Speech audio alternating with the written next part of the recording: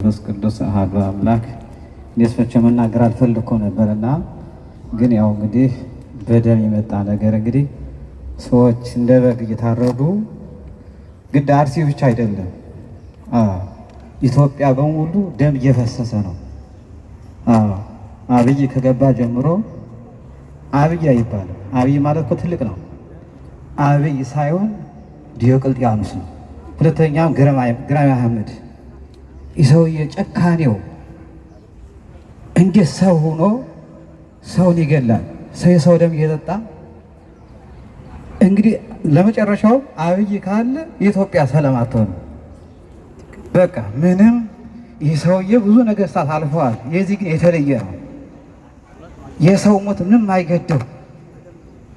ምን አይነት አሪዎስ ከልቡ ገብቶ የሰው ደም እንደሚጠጣ እና ስለ እየኩን ማን ነው ንጉስ በብዛት ሰራዊቱ እሱ በሰራዊቱ በተለያየ መሳሪያ ሚኖር መስሎታል። ነገ ደግሞ እግዚአብሔር ደግሞ የእግዚአብሔር ትዕግስቱ ብዙ ነው። ሰው ግን በጣም ቀላል ነው። እንዳ እግዚአብሔር በአብይ ላይ አድሮ እንደውን ወዴት ጉዲት መልአከ እግዚአብሔር በሰማይ አንጥልጥሎ ለደፋት እንደዛ ይድፋው። ባለፈው ጊዜ አሁን ሉቃስ ሲናገሩ ብዙ ሰው እንዴት ካህኑ ነው እንዴት ዳዊት ለምሳሌ ዳዊት ጎልያድን በአንድ ድንጋይ እንደጣለው አሁን ከዛ ውስጥ መቼ ለሀገር ለኢትዮጵያ የሚቆረቆር ሰው ጠፍቶ ነው? አብይም በአንድ ድንጋይ በለው ግደለው ብለው ነበሩ። ሁሉ ያለ ሰው ምንድነው? እሳቸው ስልጣን ስላላቸው። ሰውየው እኮ አሪዎስ ነው። አሪዎስ እንኳ ትትና ይኖረዋል ትንሽ። ይህ እኮ ጨካኝ ነው፣ ሌባ ነው፣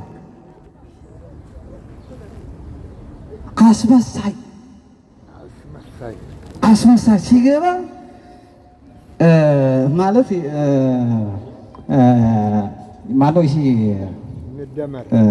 ሲገባ ያሉት ስንት ዓመት ውስጥ ለውስጥ ታስረው የነበሩ ሰዎች ፈታ አሳየ። ትንሽ ኋላ እየቆየ መርዙን ለቀቀ።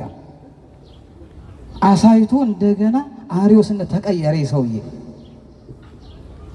አሪዎስ እንኳን ትንሽ እኮ ሊኖር ይችላል። ይሄ ግራኝ መሐመድ የወዲት ጉዲት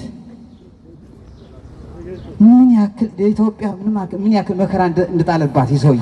አሁንም ይሰውዬ ካለ አገር ሰላም አትሆን። ኢትዮጵያ ሙታለሽ፣ አሁን ደቃለሽ። ሰው ሁሉ አልቋል። በኦርቶዶክስነቱ በሃይማኖቱ ዘር ለዘር እያከፋፈለ ጳጳሳት የሚባሉ ደግሞ አሉ ተሰግስገዋል። እነዚህ ደግሞ ልብ ይስጥልን። አቡነ ጴጥሮስ ተጠቅሰዋል። እሳቸው አቡነ ጴጥሮስ ምንድን ናቸው? ጳጳስ ናቸው አለ እና የአቡነ ጴጥሮስ ታሪክ ተተረከ። አሁን ያሉት ጳጳሳት አሁን ለምሳሌ እንደ አቡነ ጴጥሮስ ይሆናሉ? እና እናንተ ለምሳሌ ብዙ ባንዳዎች አትኖሩ እና አስመስላችሁ የምትመጡ ሰዎች ከልባችሁ መታችሁ አሁን ብንጮህ እንደነ ሰባ ነነዌ አሁን ለምሳሌ ከሞት ከነፍሮ ውሃ እንደወጡት እንደዛ ከልባችሁ ብንመጣ ኑሮ አገሪቱ ሰላም አትሆንም። አስመሳይ ኮነን ያለው እዚያ ተደራጉ እና ስለዚህ አሁን ለኢትዮጵያ እግዚአብሔር አምላክ ሰላማን ይስጠን። እኛ ብንሰለፍ ብንሰበሰብ አብይ እንደሆነ የፈለገ አጋታ ቢመጣ የመንግስታችን መንገድ ማንም ሰው አይጥሰው ነው ያለ። አሁን ብንሰበሰብ ነገ ዞሮ ፍሬ የለውም። እግዚአብሔር አምላክ ግን ይፍረድ። አገርሞ ንጹሃን ፖለቲካ ነፃ የሆኑ ሰዎች አልቀዋል፣ ሙተዋል።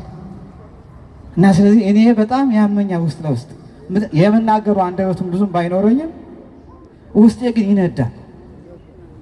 እግዚአብሔር አምላክ ግን ትዕግስቱ ብዙ ነው፣ ቸርነቱ ብዙ ነው። ነገ ማዳ ግን ይፈርዳል። ለኢትዮጵያ ሰላሙን ይዘዝልን አምላካችን። የሰው ነገር የአብይ ነገር ይውደን፣ አብይ ይውረድ፣ አብይ ስሙ አጠራሩ ይጥፋ እንደ ይሁዳ